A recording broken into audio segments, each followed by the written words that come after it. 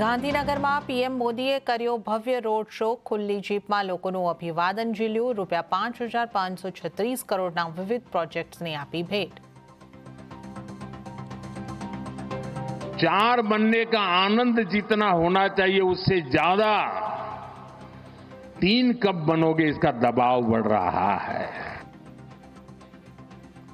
દુનિયાની સૌથી મોટી ચોથી ઇકોનોમી બન્યા, હવે ત્રીજી ઇકોનોમી બનવા પર વધ્યું ફોકસ. ગાંધીનગરમાં બોલ્યા પીએમ મોદી.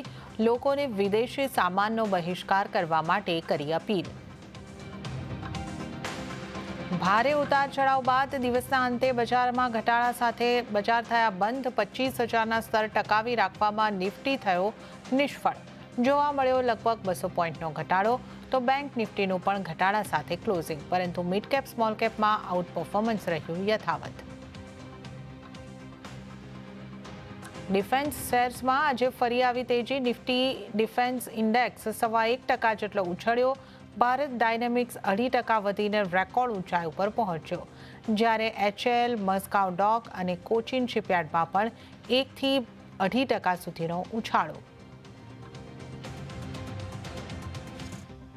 અને ચોમાસાના આગમન પહેલા રાજ્યમાં જામ્યો વરસાદી માહોલ. અમરેલી, ભાવનગર, વડોદરા સહિતના વિસ્તારોમાં ધોધમાર વરસાદ.